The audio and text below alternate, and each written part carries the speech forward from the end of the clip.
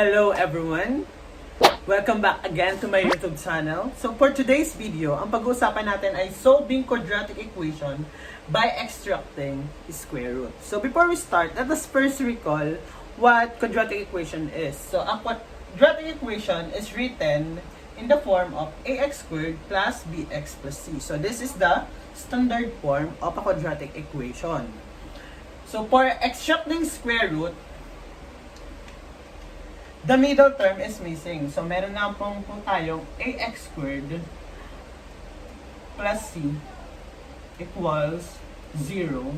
Or we can reduce it into x squared equals c. Yan. So, recall din natin yung properties ng square root. So, if we take the square root of this both side, we can get the value of x. Yan. Taking the square root, makuha natin yung value ni x. So, yung x natin ay equal sa positive, negative, square root ng c. Kung ano man yung c natin. Okay, example. So, we have here, yan. So, we have x squared minus 100 equals 0. So, paano natin isa-solve yung roots ng quadratic equation? Using extracting square root. Paano natin nahanapin si x? So, ganito po yun. So, we take this constant to the right side. So, magiging x squared equals 100.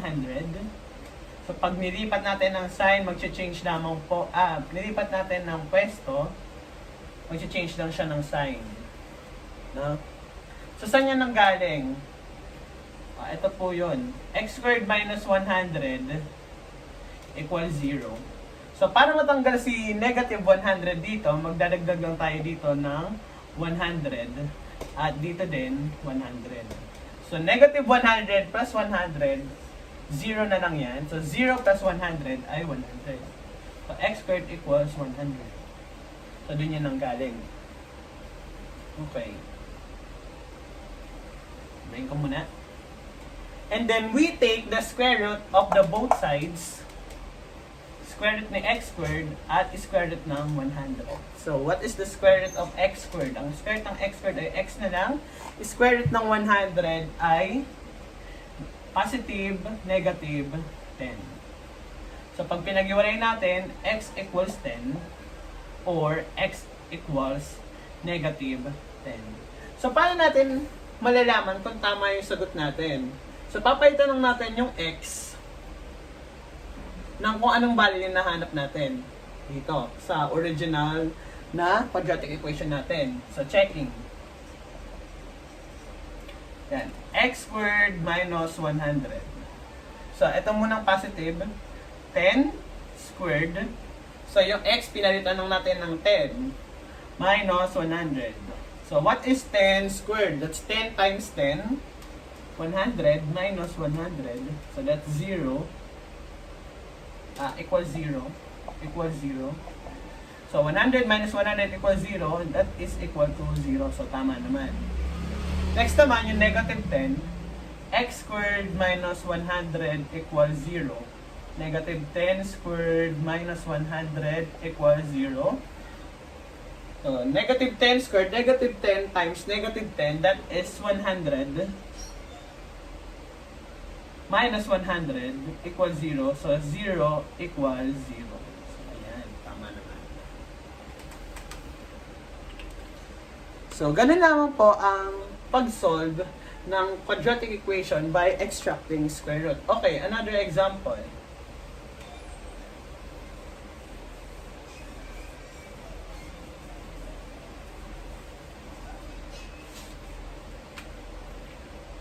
Uh, 3x squared equals 27. So, in this case, yung c natin ay nasa right side na. So, hindi na natin kailangang ilipat pa. So, kapag ganito, kunin lang natin yung common dito sa dalawa, divide natin parehas.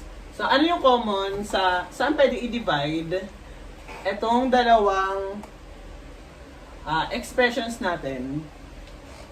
Parang matitira na lang ay x squared. So, ano ba yung katabi ni x squared dito? So, ang katabi ni x squared dyan ay 3. So, divide lang natin by 3 parehas. So, this is, makakancel na. So, x squared na lang equals positive 9. So, x squared equals 9. Take the square root of both. Ayan. So, x equals positive, negative 3. So, pag pinaghiwalay, x equals 3, x equals negative 3. So, kayo na bahala mag-check. Ayan. So, this is now the... Okay, another example. X squared plus 81 equals 0. So, paano nga ulit? So, transpose lang natin to si 81. So, mag-change siya ng sign. Or mag-minus lang tayo ng 81. Minus 81, minus 81. So, that is x squared equals negative 81.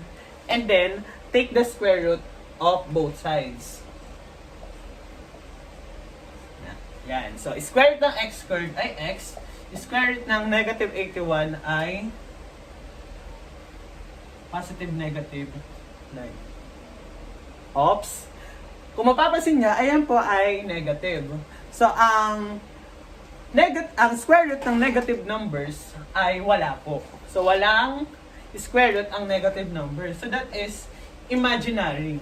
So, maglalagay lang tayo ng I. Recall lang natin na ang square root ng negative 1, so that is imaginary. Nire-write natin siya as small letter I. Yan. Ibig sabihin nun, imaginary.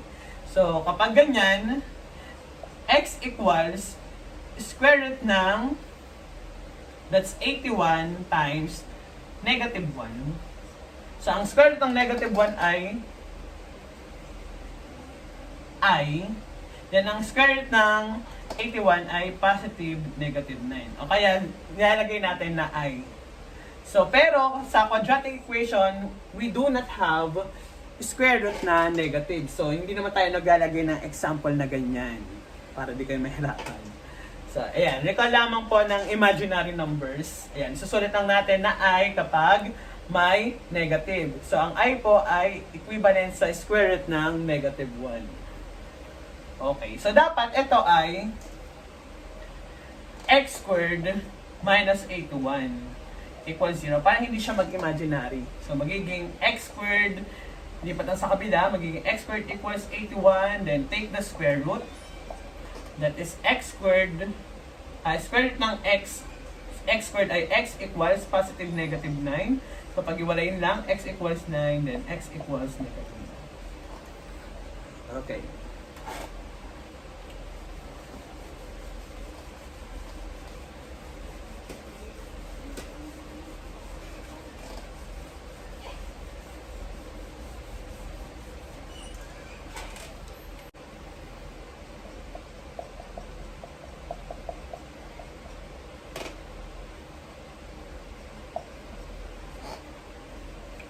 So, in this case, guys, so kung mapapansin natin, ito pong nasa left side is, yan, perfect square trinomial. So, ang, pag inano natin yan, pinactor out natin yan, ang factor niyan ay x plus 2 squared